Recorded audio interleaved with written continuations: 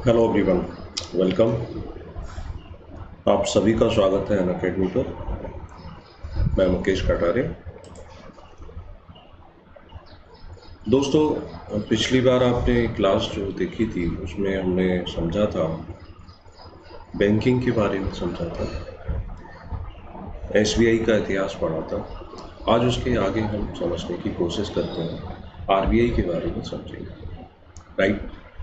तो reserve bank of India जो है, इस पर कोई क्वेश्चन आ सकता है कि आरबीआई क्या होती है, इसके फंक्शंस क्या होते हैं, उसको लेकर के किसी भी प्रकार का कोई भी क्वेश्चन आने की संभावना है। तो आप मेरे साथ साथ में इस पॉइंट को, इन सारी चीज़ों को नोट भी कर सकते हैं। राइट, जो आपके लिए बहुत ज़्यादा फ्रूटफुल होगी। देखो, बैंक क्या होता है, जैसे क्वेश्चन पूछ लिया जाता है कि बताओ भारत में बैंकों का पहली बार राष्ट्रीयकरण क्या हुआ। तो पहली बार राष्ट्रीयकरण 1969 में हुआ। लेकिन कुछ स्टूडेंट, उनको ये लगता है कि आरबीआई का राष्ट्रीयकरण 1949 में हो गया, एसबीआई का राष्ट्रीयकरण 1955 में हो गया, तो आरबीआई का होना चाहिए ना पहली बार राष्ट्रीयकरण। तो ऐसे जो क्वेश्चंस हैं, उन क्वेश्चनों के आंसर हम इसमें खोजते हैं। ठीक है। तो आरबीआई की जो स्थापना की जाती है, रिजर्व बैंक ऑफ इंडिया, तो आरबीआई एक्ट बनाया गया है। आरबीआई एक्ट ये कब बना? 1934 में बनाया जाता है, और इस 1934 के एक्ट के द्वारा ही इसकी स्थापना की जाएगी। कब की गई? तो डेट आप नोट डाउन कर लेंगे, 1 अप्रैल 1935 इसकी स्थापना की। इसकी जो पेड अप ऑथोराइज्ड कैपिटल जो थी, वो 5 करोड़ रुपए इसके लिए रखा गया इसकी स्थापना करते समय। ये जब बैंक बना तो ये कैसा बैंक था? ये प्राइवेट बैंक के रूप में था। जैसे कि दूसरे बैंक होते हैं, बिल्कुल उसी प्रकार से काम करता था, मगर इसको 2 एडिशनल कार्य, अतिरिक्त कार्य सौंपे गए थे। ठीक, वो कौन कौन से 2 अतिरिक्त कार्य थे, तो वो भी हम देख लेते हैं उनको। कि बैंक का मतलब ही होता है कि ऐसा संस्थान जिसमें आम लोग अपना डिपॉजिट कर सकें, राइट, पैसा विड्रॉल कर सकें, साथ ही साथ उसमें चेक की सुविधा मिलती हो। तो इन सब कार्यों को करेगा बैंक। तो आरबीआई भी ये सारे कार्य करता था। आरबीआई के द्वारा, रिजर्व बैंक ऑफ इंडिया कि कोई भी व्यक्ति इसमें अपना अकाउंट ओपन कर सकता था, पैसे जमा कर सकता था, पैसे विड्रॉल कर सकता था। तो ये तो नॉर्मल ऑर्डिनरी बैंकिंग के काम हो गए जो कि सभी करेंगे। 2 एडिशनल जो फंक्शन है उन पर अगर हम चर्चा करें, तो पहला काम इसका जो था वो ये सौंपा गया कि रेगुलेशन ऑफ अदर बैंक, यानी जो ब्रिटिश भारत में उस समय अन्य बैंक थे, तो उन बैंकों का ये नियमन का कार्य करेगा। रेगुलेशन का मतलब हो जाता है नियमन। दूसरा काम क्या सौंपा जाता है कि ये ब्रिटिश सरकार जो है, तो उसके बैंकर के रूप में भी ये काम करेगा, bank of government. 2 in additional function के साथ ये अपनी ड्यूटी को निभाएगा। रेगुलेशन जो वर्ड होता है, ये कंट्रोलिंग से थोड़ा सा कम। ठीक, जैसे फैन की स्पीड को कम ज़्यादा करने के लिए हम रेगुलेटर लगा देते हैं, उसी प्रकार से बैंकों में ये सब चेक करेगा कि क्या काम ठीक हो रहा है, नहीं हो रहा है, वो सब चीज़ें ये देखेगा। क्लियर हो गया? तो 2 अतिरिक्त फंक्शन के साथ आरबीआई काम करना शुरू कर देता है। चलता रहा 1 अप्रैल के बाद। अब इसका किया जाता है राष्ट्रीयकरण, है ना, नेशनलाइजेशन।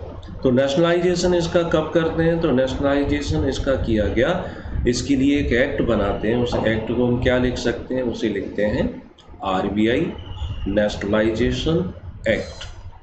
और ये किस ईयर में? ईयर 1949 में। देश आज़ाद हो चुका है, तो देश की आज़ादी के बाद अब सारी चीज़ें क्या होंगी? हमारी राष्ट्रीय होंगी। सारा सब कुछ अब हम खुद देखेंगे। तो इसी को ध्यान में रखते हुए इसका राष्ट्रीयकरण करना शुरू कर दिया गया। तो 1949 में इसका राष्ट्रीयकरण किया तो जाता है, लेकिन राष्ट्रीयकरण के साथ ही अब होगा क्या?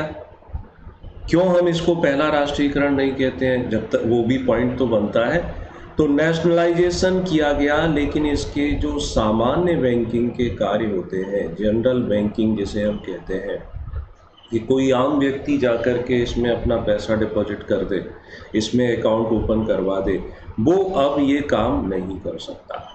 यानी आम व्यक्ति के लिए अब ये डीलिंग नहीं करेगा। ठीक है, तो टेक्निकली अगर हम इसकी परिभाषा में जाएं कि बैंक वह संस्थान होता है जो लोगों का डिपॉजिट एक्सेप्ट करता है, उनको विड्रॉल करने की सुविधा देता है, चेक की फैसिलिटी देता है। अब ये काम तो ये कुछ भी नहीं कर रहा है, राइट। तो इसलिए अब ये बैंक नहीं रहा। तकनीकी रूप से आरबीआई अब बैंकिंग डेफिनेशन से बाहर हो गया, इसलिए इसे हम भारत में बैंकों का पहला राष्ट्रीयकरण नहीं कहते हैं, राइट। तो एक आंसर यहाँ हमें इस बात का मिल जाता है कि आखिर आरबीआई को हम पहला राष्ट्रीयकरण क्यों नहीं मानते हैं, क्योंकि अब ये बैंकों को रेगुलेट करने वाली संस्था है, अब ये बैंक नहीं है। क्लियर है ये बात? इसलिए हम इसको ऐसा नहीं बोलेंगे। चलो आगे क्या होता है, अब उस पर भी बात कर लेते हैं कि ये जो बैंक, इसका हेडक्वार्टर कहाँ रखा गया। तो हेडक्वार्टर ज़्यादातर भारत में जितने भी वित्तीय संस्थान हैं उन सब के हेडक्वार्टर मुंबई में बनाए गए, इसीलिए देश की आर्थिक राजधानी जो है वो मुंबई को बनाया जाता है। इसका जो अकाउंट ईयर होता है, जिसे हम लेखा वर्ष कहते हैं, तो लेखा वर्ष आरबीआई का क्या होता है, वो चलता है 1 जुलाई से लेकर और 30 जून तक रहता है। ठीक, ये याद करने वाली बात। अब इसका अगर हम संरचना मोटे तौर पर देखना चाहें, स्ट्रक्चर की बात करें आरबीआई, तो स्ट्रक्चर भी बता सकते हो कि इसमें एक तो गवर्नर होता है और 4 इसमें क्या होते हैं, 4 इसके डिप्टी गवर्नर बनाए जाते हैं।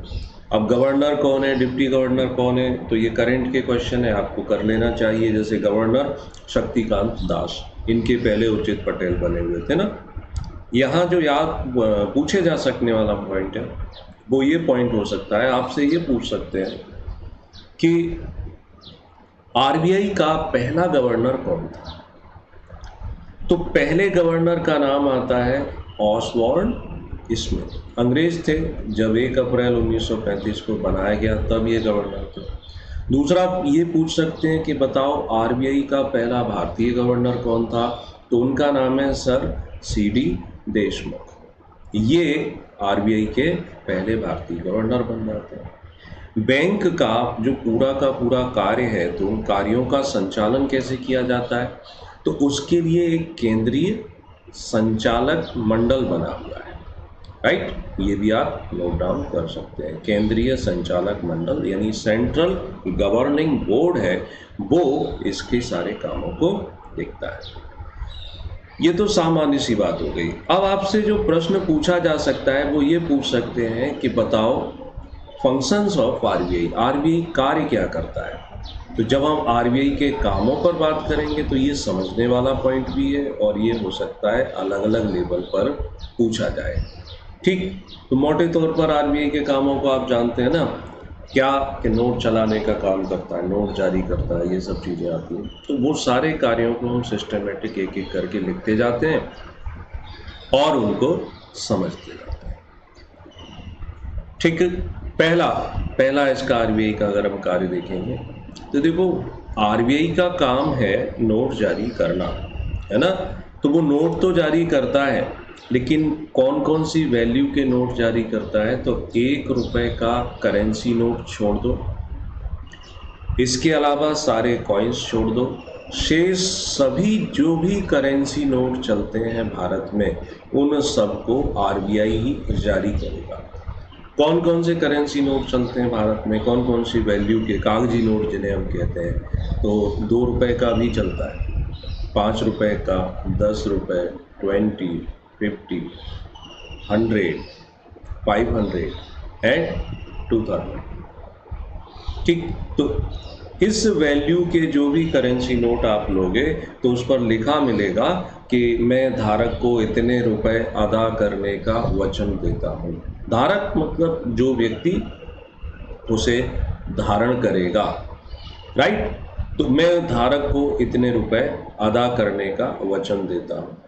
ठीक है, तो इसका अर्थ क्या हो जाता है कि उस पर नीचे साइन किसके रहते हैं? साइन आरबीआई के गवर्नर के होते हैं। अब प्रश्न उठता है कि ये 1 रुपए का नोट कौन जारी करता है? तो 1 रुपए का नोट जो है उसे जारी करता है भारत का वित्त मंत्रालय। ये नोटेबल पॉइंट है, इस पर कभी कभी जी के टाइप के क्वेश्चन आ जाते हैं। कभी भी आप देखना 1 रुपए के नोट पर सिग्नेचर जो मिलेंगे वो किसके होते हैं? वो हमेशा फाइनेंस सेक्रेटरी या इसे हम वित्त सचिव कहते हैं, उसके हस्ताक्षर होते हैं 1 रुपए के नोट पर। राइट, तो ये याद करने वाला पॉइंट है, याद हो जाएगा ये। अब नेक्स्ट, कॉइन भी वित्त मंत्रालय जारी करता है। यहां समझने वाला जो पॉइंट आता है वो ये आता है कि ये जो 1 रुपए का नोट या करेंसी नोट जो जारी किए जाते हैं, आजकल तो कौन सी करेंसी चलती है? कागज की चलती है। तो गरीबी दूर करने के लिए आरबीआई नोट क्यों नहीं छाप देता है बड़ी मात्रा में, और सभी के घर में एक एक ट्रक नोट के बंडल भेज दे, जिससे गरीबी आसानी से दूर हो जाए। राइट, तो इसको भी समझना है, इस पर भी क्वेश्चन आया हुआ है और आने की पूरी संभावना है ना, कि नोट जारी करने के लिए कुछ पैरामीटर होते हैं, ऐसे ही करेंसी नोट को हम इशू नहीं कर सकते। पहले क्या होता था कि किसी न किसी मेटल की, गोल्ड की, सिल्वर की, कॉपर की, इनकी करेंसी होती थी, कॉइन होते थे। अब सभी देशों में जो करेंसी होती है कागज की बनी होती है, उसको गोल्ड से पैक कर दिया गया था। इसका अर्थ ये होता है कि अगर आरबीआई की तिजोरी में मान के चलो 5,000 करोड़ रुपए का सोना है, तो वो 5,000 करोड़ रुपए की कीमत के ही बस नई करेंसी प्रिंट कर सकता है, इससे ज़्यादा की नहीं प्रिंट कर सकता। अब गोल्ड जितना होगा उतनी ही करेंसी प्रिंट करोगे, लेकिन चूंकि अमाउंट हमें ज़्यादा चाहिए, मुद्रा की ज़्यादा सर्कुलेशन की आवश्यकता है, जनसंख्या बढ़ती जा रही है, गोल्ड कहाँ से लाओगे? तब इसके लिए नया पैरामीटर स्टार्ट किया गया है ना, करेंसी जारी करने के लिए, करेंसी इशूइंग के लिए 1957 में एक नया सिस्टम, इसे नाम देते हैं, इसका नाम है न्यूनतम आरक्षित कोष पद्धति। Right, minimum reserve system. ये क्या है भाई मिनिमम रिजर्व सिस्टम? क्या मतलब रहा इसका? इसका मतलब ये रहा कि आरबीआई कितने ही नोट जारी कर सकता है, बशर्ते उसके पास उसकी तिजोरी में कम से कम 200 करोड़ की वैल्यू का रिजर्व होना चाहिए। तो 200 करोड़ की रुपए की वैल्यू का रिजर्व होना चाहिए। क्या होना चाहिए? मतलब गोल्ड होना चाहिए क्या इतना? तो इसमें 115 करोड़ यानी 115 करोड़ की कीमत का तो गोल्ड होना चाहिए, और रेस्ट ऑफ द कितना अमाउंट बचा? 85 करोड़ रुपए ना। तो 85 करोड़ रुपए का क्या होना चाहिए? फॉरेन रिजर्व्स, यानी फॉरेन सिक्योरिटी रिजर्व्स जिन्हें हम कहते हैं, विदेशी प्रतिभूतियां। ध्यान देना, ये 2014 में पीएससी में शायद ये पूछा गया था, बाद में जो आंसर थे उसमें एक भी सही नहीं दिया था, तो बोनस किया था। गोल्ड तो आप समझ जाते हैं कि गोल्ड का मतलब तो सोना है, कि इतना गोल्ड आरबीआई के पास होगा 115 करोड़ का। अब ये जो फॉरेन सिक्योरिटीज होती हैं, ये क्या होती है? विदेशी प्रतिभूतियां। तो सिक्योरिटीज या प्रतिभूति का मतलब ऐसा डॉक्यूमेंट जिसमें यदि कोई पैसा लगाता है, इन्वेस्टमेंट करता है, तो उसकी गारंटी, उस आपके द्वारा लगाए गए पैसे की गारंटी कौन प्रदान करता है? उस देश की सरकार, कि चाहे लॉस हो चाहे कुछ भी हो, हम आपका पैसा नहीं डूबने देंगे। राइट, उसे कहते हैं foreign currency reserves.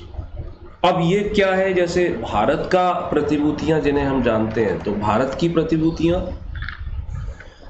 National saving certificate जो हो जाता है ना, नेशनल सेविंग सर्टिफिकेट, या इंदिरा विकास पत्र ले लो, किसान विकास पत्र ले लो, ये इंडियन सिक्योरिटीज है। तो इंडियन सिक्योरिटीज की बात यहाँ पर नहीं आ रही है, यहाँ आ रही है विदेशी प्रतिभूतियाँ। जैसे विदेशों में आप ऐसा नहीं कि पाकिस्तान की सिक्योरिटीज रख लो, अमेरिका हुआ, जापान हुआ, ऐसे देश जो थोड़ा स्थायी अर्थव्यवस्था वाले। तो ये अगर उसके खजाने में है, जितनी मर्जी उतने नोट छाप सकता है।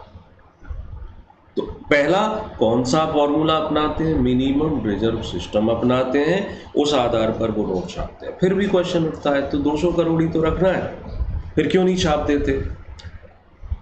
देखो, होता क्या है कि नोट अगर सरकार ज़्यादा छाप देती है, नोट का सर्कुलेशन जनता में ज़्यादा हो जाता है, तो नोट की वैल्यू कम हो जाती है, यानी इसे कहते हैं इन्फ्लेशन बढ़ जाता है, मुद्रास्फीति बढ़ जाती है। अगर आपकी जेब में ज़्यादा पैसा आ गया तो भी आप बार्गेनिंग करोगे क्या कोई सामान खरीदने के लिए? वो 100 रुपये मांगता है, आप उसको 110 रुपये देने को तैयार हो, क्योंकि घर में नोटों का ट्रक खड़ा है। तो सप्लाई ऑफ मनी ये कितना होगा, ये आरबीआई ही डिसाइड करती है। उसके लिए M1, M2, M3, M4 है ना, नया इसमें पैरामीटर उन्होंने M0, M1, M2, M3 से डिसाइड करते हैं, तो ये भी समझेंगे। तो ज़्यादा नोट भी नहीं दे सकते, यानी एक रिक्वायर्ड लेवल होता है कि अर्थव्यवस्था में कितनी करेंसी सर्कुलेट होना चाहिए, राइट। तो यहाँ से ये चीज़ें हमें क्लियर हो गई कि चलो नोट छापने वाला सिस्टम तो हमें समझ में आ गया, सिंपल, गुड। तो आरबीआई का जो पहला कार्य था कि आरबीआई 1 रुपये से अधिक वैल्यू के जितने भी करेंसी नोट हैं उनको प्रिंट कर दिया। करेंसी नोट को प्रिंट करने के लिए ये रिजर्व सिस्टम है, यानी कुछ ना कुछ उसके पीछे फॉर्मूला काम करता है। लेकिन जो कॉइन्स होते हैं, तो कॉइन के लिए कोई रिजर्व सिस्टम नहीं रखा जाता। क्यों कॉइन के लिए रिजर्व सिस्टम क्यों नहीं रखते? क्योंकि कॉइन जो है मेटल का बना हुआ है, उसको मेल्ट करेंगे तो कम से कम उतनी मेटल तो मिल ही जाएगी। पहले आप देखोगे पुराने सिक्के थे 1 रुपए के, 2 रुपए के, बड़े बड़े होते थे, भारी होते थे, अब नहीं मिलते हैं। कारण क्या किया कबाड़ी वालों ने ये जो सिक्के थे उसको लिया और पिघला दिया। 1 रुपए का सिक्का, उसमें 4 रुपए की मेटल मिल जाती थी, तो सारे के सारे सिक्के वो लोग गलाने लगे। तो इसलिए अब इनके साइज बहुत छोटे छोटे किए गए हैं कि आप गलाओगे तो आपको ज़्यादा खर्च करना पड़ जाएगा, राइट। एक ये हो गया। अब आता है अगला फंक्शन, तो 1 रुपए के वितरक एजेंट के रूप में काम करती है। वितरक एजेंट यानी डिस्ट्रीब्यूटिव एजेंट के रूप में, क्योंकि वित्त मंत्रालय से आम जनता तक पहुंचाने के लिए आरबीआई ही ये काम करे, राइट। ये भी इसका फंक्शन लिख सकते हो। इसके बाद आरबीआई का कार्य होता है, इसे बैंकर ऑफ द बैंक भी कहते हैं, है ना, बैंकर ऑफ द बैंक। इसका मीन्स कि कोई भी भारत में बैंक है लाइसेंस यही देगा। दूसरी बात, बैंक को यदि फंड की आवश्यकता पड़ती है तब ये क्या करेगा, उसको सहायता पहुंचाएगा, उसको उधार देगा, अलग अलग रेट पर रहता है ना, तो इसलिए इसे bank of the last resort भी कहते हैं। अंतिम क्षण का बैंक किसको कहते हैं? आरबीआई को कहते हैं, राइट। अगला पॉइंट बनता है, इसका अगला फंक्शन आता है कि बैंकर ऑफ द गवर्नमेंट, यानी सरकार के बैंकर के रूप में काम करता है, भारत सरकार के बैंकर के रूप में ये काम करता है। नेक्स्ट फंक्शन इसका आ जाता है कि आरबीआई क्या काम करता है, to control rate of inflation, यानी जो मुद्रास्फीति की दर होती है जिसे हम महंगाई कहते हैं, तो इस दर को नियंत्रित करने का काम भी किसका है? ये भी आरबीआई का है, राइट। तो ये याद रख सकते हो,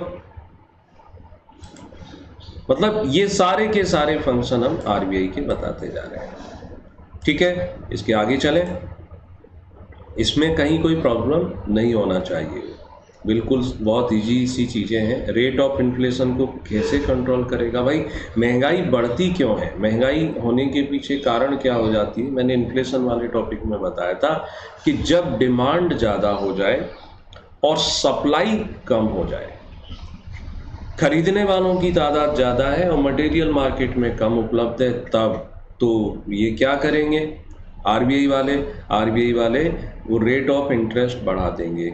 मींस अगर कोई बैंक में सेविंग अकाउंट में पैसा जमा करे या फिक्स्ड डिपॉजिट करे, ब्याज ज़्यादा मिलने लगेगा तो हम अपना पैसा बैंक में जमा कर देंगे, तो बैंक में जब पैसा जमा करेंगे, हमारे पास पैसा नहीं होगा तो हम उस चीज़ के लिए ज़्यादा पैसा देंगे कैसे? जब कोई खरीदेगा नहीं तो अपने आप से दाम कम हो जाएगा ना।